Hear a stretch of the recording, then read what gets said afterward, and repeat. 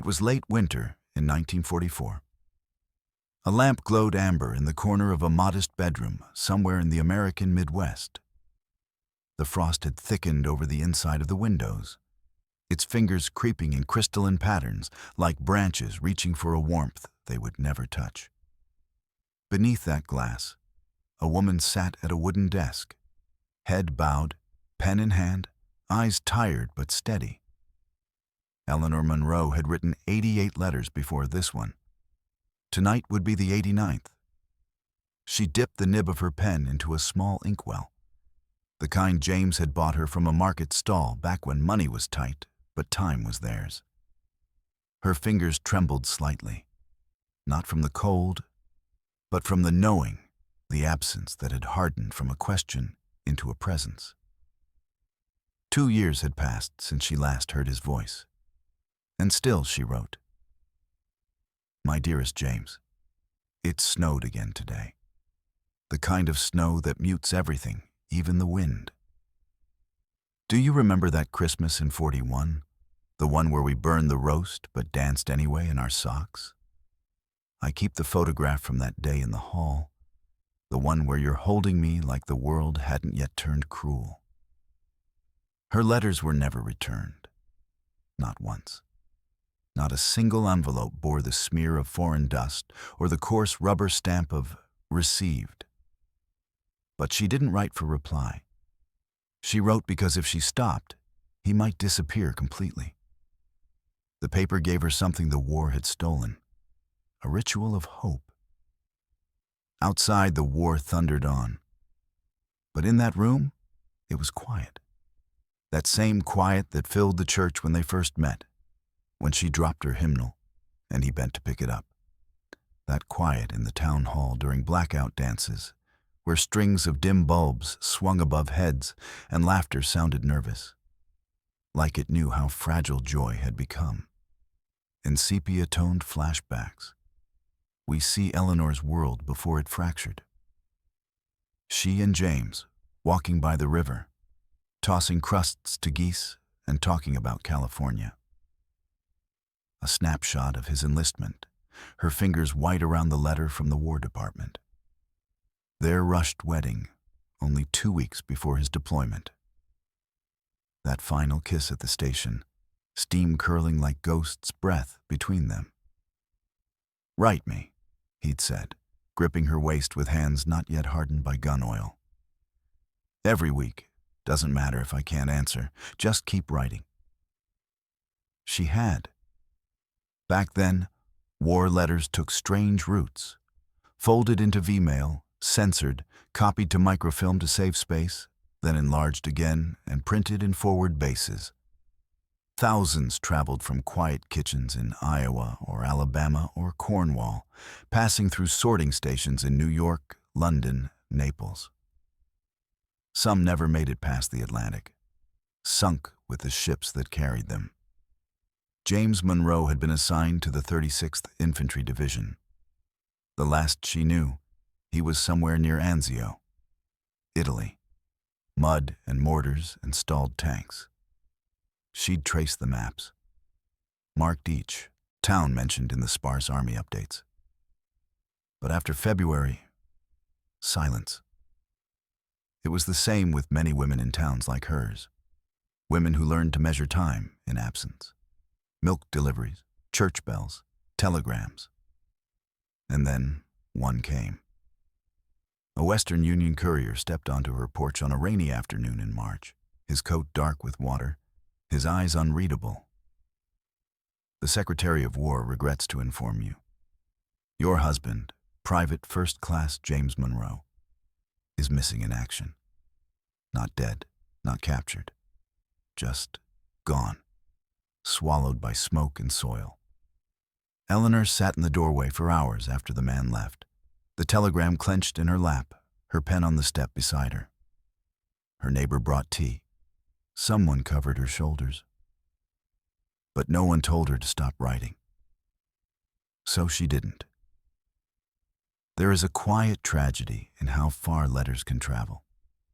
They crossed oceans, climbed mountains, hid in soldiers' packs beside rations and shaving kits, Some were opened under flickering trench lanterns.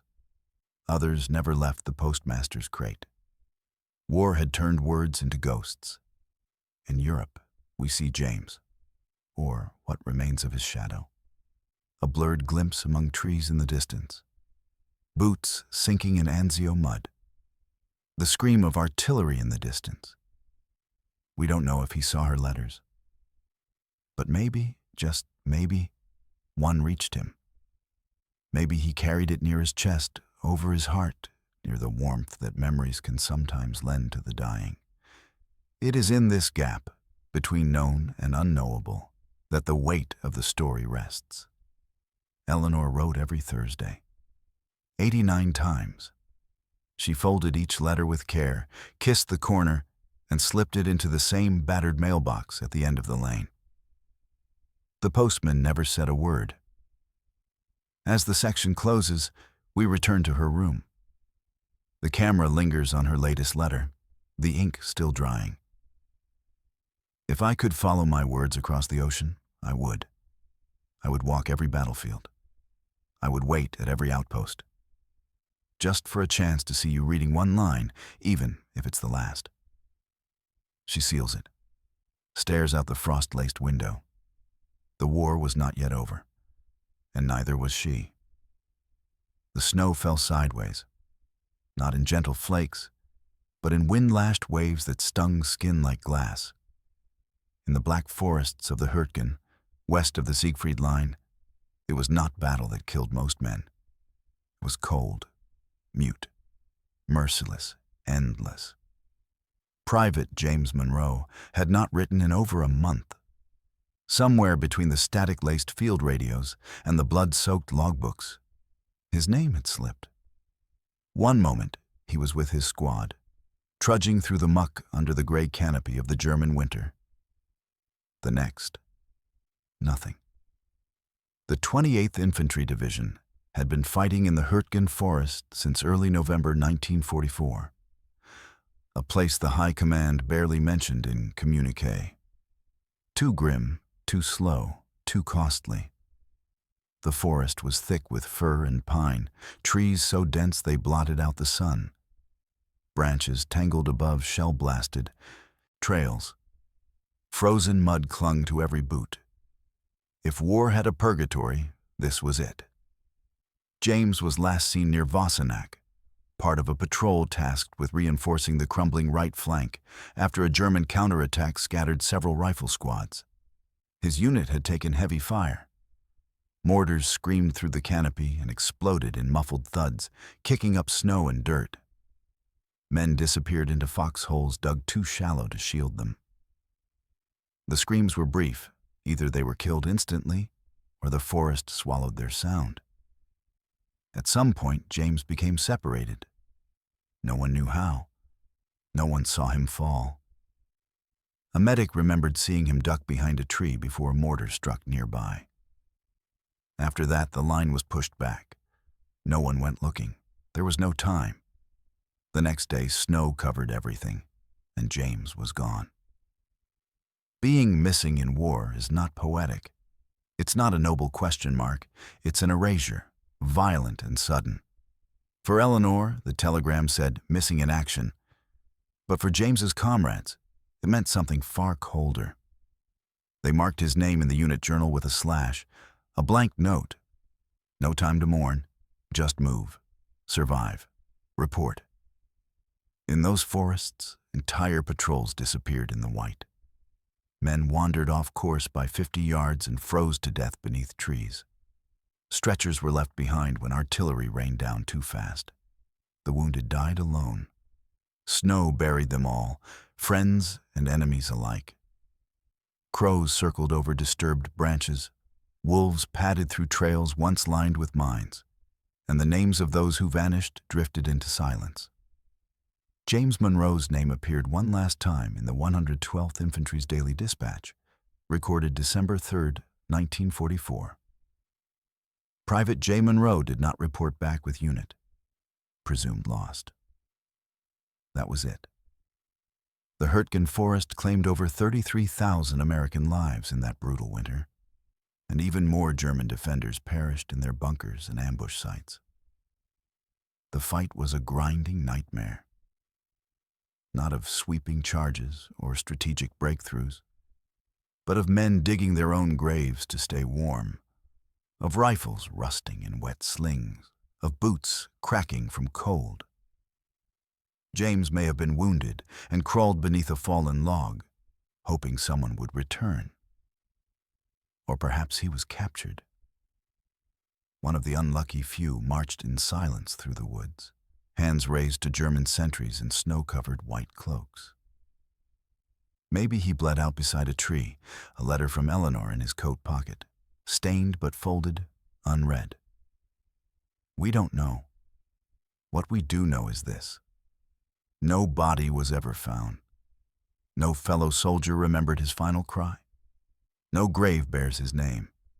Only a long list, one among thousands, inscribed in granite at the Missing Soldiers Memorial in Margrethen.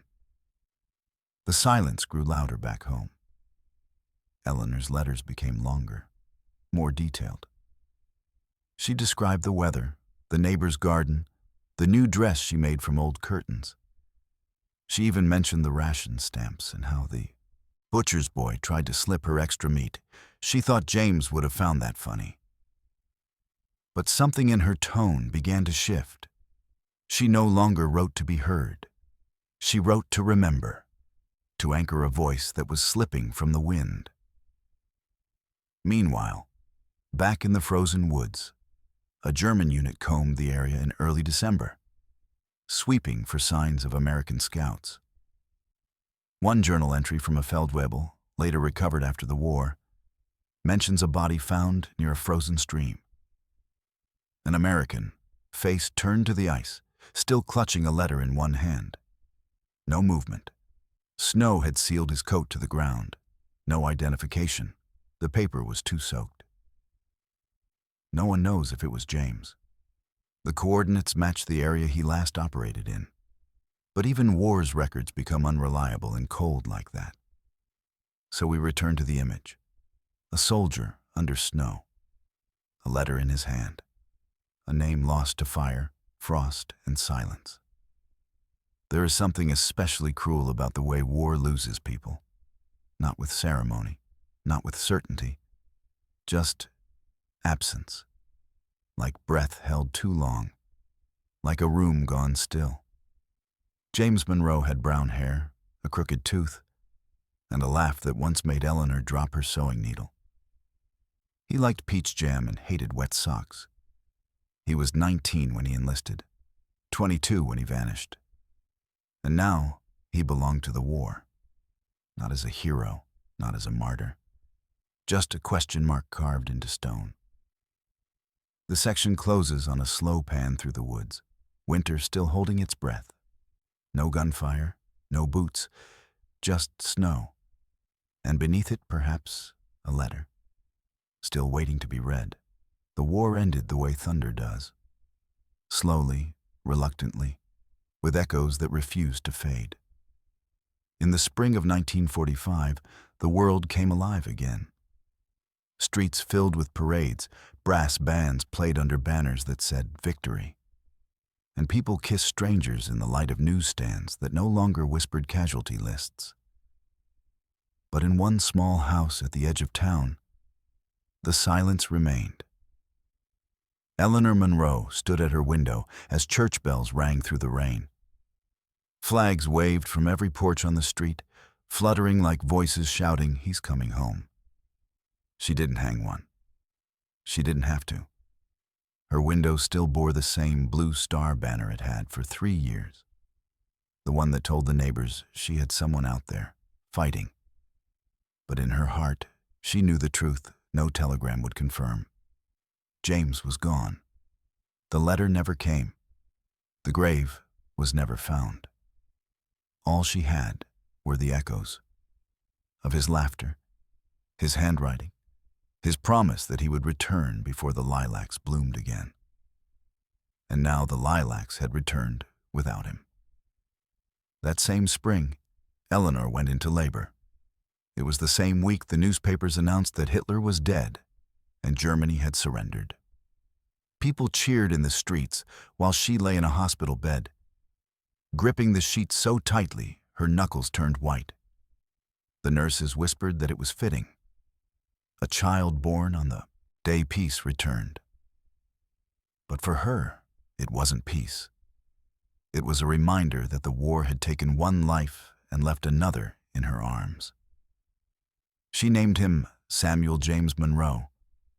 He had his father's eyes, gray-blue, the color of storm clouds before rain, and the same quiet way of looking at things, as if studying the world before trusting it. When the nurse placed him in her arms, Eleanor whispered, "He'll never know what you looked like in uniform, James. But I'll tell him. I promise." And she did. The world moved quickly then. War factories that had once built tanks began making washing machines. Airfields turned into suburbs. America learned to smile again, or at least pretend to.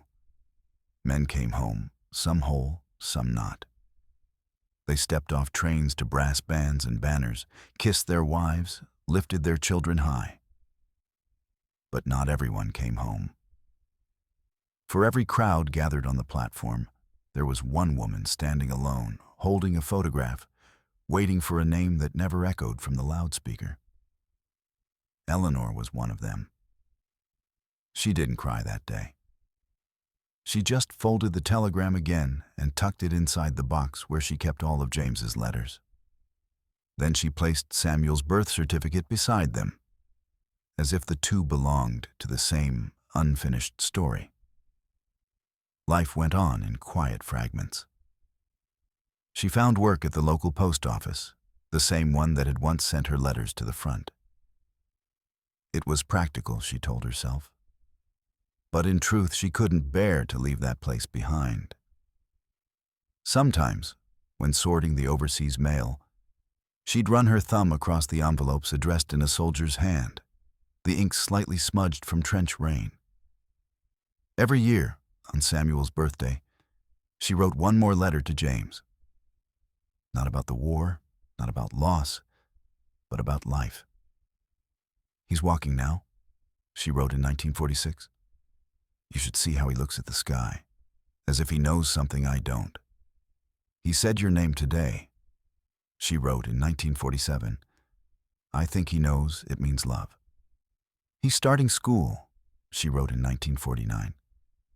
"I told him you built airplanes once, that you weren't just a soldier, that you wanted to come home." She kept the letters tied with a ribbon and hid them in a wooden box under her bed. The same box that once held James's handwriting now held her own. The ink had changed, but the silence hadn't. Samuel grew up in a world that seemed too bright for the questions it left behind. The 1950s dawned with polished chrome and smiling television families. But in small towns like theirs, the past still walked the streets. Veterans limped past barbershops, medals gathering dust in drawers. And at home, every night, Samuel asked the same question. "Mom, where's Dad?" Eleanor would pause, her hands deep in dishwater, her voice soft. "He went missing," she would say. "But he loved you before you were born." Sometimes she'd add, "He was brave," though she no longer knew if that word meant anything. The boy would nod, satisfied for a while, until the next time the world reminded him that other children had fathers who came home. One winter morning, 5 years after the war's end, snow fell over the town again. It looked almost peaceful, the way it had the night James disappeared. Eleanor brewed her coffee, set the kettle by the window, and watched Samuel build a snowman in the yard. She thought about how much he looked like his father. The same slope of his shoulders, the same way his mouth turned downward when he was concentrating. Then came the knock. A postman stood at the door, cap dusted with frost. "Mrs. Monroe?" he asked. "Yes." "Registered mail, from overseas." She signed her name automatically, her heart beginning to tremble in a rhythm it hadn't known in years. The envelope was thin, yellowed, foreign. The postmark, Berlin, 1950. She sat at the kitchen table, her breath shallow, her hands shaking. The paper inside was creased and faintly damp, as though it had traveled through time rather than distance. She read the first line and froze. Dear Mrs. Monroe, we regret to inform you that while cataloging post-war recovery materials in Germany, a letter belonging to your husband, Private James Monroe, was discovered among personal effects recovered from a field hospital near the Hürtgen forest. Her eyes blurred. The words swam. There was a note enclosed, a page written in his handwriting, faded but familiar. My darling Eleanor, if this reaches you, it means the snow came before I could. Tell our child, if there is one, that he was my reason. I thought of you both with every breath. Eleanor pressed the page to her chest, her tears falling onto the same paper that had once absorbed the cold of a soldier's final hours. Outside, Samuel laughed in the snow, a boy chasing his shadow across a world his father never saw. And for the first time in years, the silence broke. She wept not because of loss, but because, at last, something of him had come home. It arrived without warning. No fanfare, no marching boots on gravel. Just a soft rustle at the mailbox and the hollow thud of something slightly heavier than air. The envelope was thin, but not fragile. Its corners curled, its paper yellowed. A single red Army Postal Service stamp blurred in one corner, half covered by a smudge that looked like rust or blood. No return address, no date, just her name. To Eleanor. She paused, fingers trembling as they traced the letters, not typed, but handwritten in a script so achingly familiar her breath caught mid-chest. She hadn't seen it in nearly 6 years. James's handwriting. The tilt of the M, the unclosed loop in the R, as if the letter had stepped out of time, as if the war hadn't ended without him. She opened it slowly, not with fear, but reverence. Inside was a single sheet, creased and worn. The ink faded like breath lost to cold, but the words still lived. To Eleanor, I don't know if you're still waiting, but I never stopped reading your words. Her knees gave. The kitchen chair caught her before the floor could. Outside, the world was still frozen in a January hush. But inside that envelope, a ghost had spoken. James had survived. Not whole, not home, but alive. The story unfolded in pieces. He had been found unconscious in the Hürtgen woods, one of many faceless wounded left behind in the retreat. His dog tags were missing, his uniform torn. A German medic, young, terrified, and 2 weeks from being drafted, had dragged him to a field hospital under shell fire. They marked him as unknown Allied soldier. He had no name, no records, no voice for days. Then, the war moved again. And he moved with it, packed into a German POW transport convoy bound east toward Dresden. He remembered the rattling of the train, the cold steel walls, the muffled prayers in French and Czech and broken English. He remembered holding his coat tighter at night, not for warmth, but for the single letter tucked deep in the lining. A birthday note. From Eleanor. She had written it in 1943. It had been folded and carried for months before his disappearance. He didn't know how it survived the shell blasts, the snow, the days he barely lived through. But it did. And every time he woke in darkness, bleeding or starved or shivering, he read one line aloud. I miss you, but I believe in you more than ever. That letter became his name, his anchor, his map. He'd spent the last gasps of the war in a POW camp outside Görlitz, working rail lines with cracked hands and half-healed bones.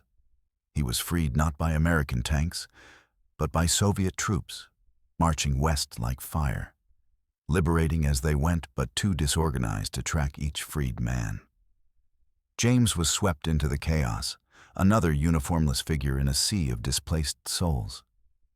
Refugee camps bloomed across Eastern Europe, crude and temporary. Names were scrawled on chalkboards at every checkpoint. Lists were made, lost, and rewritten.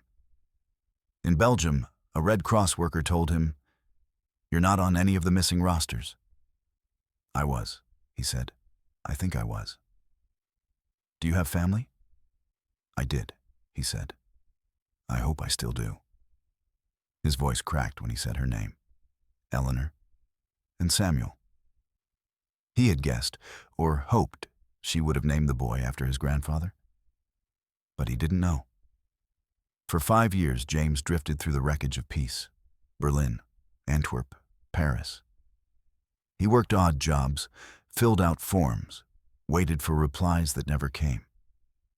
He searched bulletin boards at train stations, walls plastered with photographs and handwritten pleas. One afternoon in Lyon, at a converted refugee intake office, he saw a newsletter from the Red Cross, a story on post-war widowhood in America. There was a photo, a woman in a plain dress, standing in front of a mailbox, holding a small boy. Underneath, Eleanor Monroe, Missouri, still writes weekly letters to her missing husband, even as she raises their child alone. He couldn't breathe. He took the page and sat in a stairwell for hours. She hadn't stopped writing. She had raised his son. She had never been told to stop hoping. So he wrote back. He had nothing, no home, no savings, not even certainty that his letter would make it across oceans and bureaucracies. But he wrote anyway. Longhand, 1 page, no return address. Just this: "I don't know if you're still waiting, but I never stopped reading your words. I had one with me, through the snow, through everything. I'm sorry I didn't come back sooner. I tried. I saw a picture of you and the boy. If he's mine, tell him I tried to come back." Then he folded the letter and handed it to a British chaplain who had helped American soldiers mail home from France. No stamps, just an army rooting mark. One last try. Back in Missouri, Eleanor sat at the table, the letter open, tears fresh. Samuel padded in from the hallway, rubbing his eyes. He was 6 now, tall for his age, with a cowlick that never settled. "Mama," he asked, "who wrote to us?" She stared at him, the words caught in her throat. Someone she'd buried, someone she still loved, someone her son had never met, but who had never stopped trying to find them. She didn't answer right away. Instead, she reached into the box under her bed, pulled out the stack of letters, all 89, then added the new one to the top. She looked at Samuel and whispered, "Someone who still belongs to us." The letter reached her heart before it ever touched her hands. But closure, that peculiar, unfinished thing, waited for something more than ink. In the winter of 1951, nearly 6 years after the last rifle had fallen silent in Europe, Eleanor Monroe stood in the records building of the United States Army Quartermaster Corps. It was a cold structure, all stone corners and whispered voices. The kind of place where memories were boxed and numbered, where sorrow had filing cabinets. She had come because of a question, not the kind asked out loud, but the kind that sits behind your ribs for years, pulsing like a wound you learn to walk with. In her purse was the letter, James's letter, folded carefully, edges soft, from being reread 100 times. It had taken months of petitions, calls, and government forms to find out where the letter had come from, and more time still to convince anyone to let her see the file. The clerk, a man with thinning hair and a tie too tight at the neck, called her name softly. "Mrs. Monroe, we found something." She followed him down a corridor lined with metal drawers and silence. At the end, he opened one, pulled out a manila folder with a faded tag. "Monroe, James, PFC, 112th Infantry, status POW, deceased." Her hands didn't shake, not this time. They hovered. Then they opened the file. Inside were 3 pages. The first, dated June 18, 1950, was a transfer record from a Soviet-administered refugee camp to a U.S. military processing station in Belgium. The second was a medical report. Post-liberation. James had been admitted to a field hospital outside Liège. Severe infection from frostbite in both feet. Malnourished, lungs damaged, unfit for transport. The third page was the last one he ever signed. An official POW release form. Standard, cold, name, rank, serial number, date of birth. And one field at the bottom, scrawled in shaky handwriting. Next of kin, Eleanor Monroe. And son. She stared at the line for a long time. The name wasn't typed. It wasn't assigned by a clerk. It was written. By him. It was the last thing he ever gave her. The record said he died 2 days later, June 20, 1950. Complications from infection. Buried at a temporary field site. Marker lost in the relocation process. Not MIA. Not unknown. Not anymore. Later that spring, the Army updated his status. Private First Class James Monroe. Returned. Deceased. The letter had been delayed for months, passed between agencies, caught in the frayed threads of post-war chaos. But that final form, the one with her name, had been enough. It rerouted the forgotten letter home. A letter written by a man who'd been lost in war, found in silence, and remembered by love. Eleanor left the building with a copy of the file pressed to her chest. She didn't cry until she got to the bus stop. And even then, not because it hurt, but because she finally knew where his name had last lived. Not on a stone or a telegram, but in his own hand. At home, she opened the box beneath her bed and laid the form beside the letters. 89 she had written, 1 he had returned, and now his signature. She had it framed, not for the living room, not for show, but for the little hallway near Samuel's bedroom, where a boy could pass each morning and know that he had been claimed. Not forgotten, not abandoned, claimed. Time moved as it does, quiet, then suddenly. Samuel grew, his questions deepened, and Eleanor learned how to answer them. She told him the truth in pieces, that his father had been brave, that he had suffered, that he had survived longer than anyone knew, and that in the end he tried to come home. On his 12th birthday, she handed him the letter, the one James had sent. He read it slowly, his lips moving as if afraid to miss a single word. Then he looked up at her, eyes wet. He really tried, didn't he? Yes, she said, all the way to the end. That year, Samuel asked to visit Europe, to walk the places where his father's boots had once fallen, to find the edge of a trail where a soldier had once held a letter in his coat and whispered the name of a woman in the dark. In Belgium, near the old camp records, they found a list, handwritten, of names buried during that month in 1950. Some were marked with crosses, some had no name at all. But one line read, unmarked, male, Allied uniform, transferred from Liège Hospital, died June 20th. Samuel placed a single poppy there. No name, no gravestone. But now, not forgotten. The soil was damp. The breeze smelled of pine. And for the first time, he said aloud, "Thank you, Dad." History often forgets the ones who never came back. Not because they mattered less, but because paper burns. Records disappear. Wars lose their edges when the world moves on. But not this time. Because Eleanor never stopped writing. And James never stopped reading, even when frost took his fingers, even when memory frayed, even when the world gave him no name. He wrote hers. And that was enough.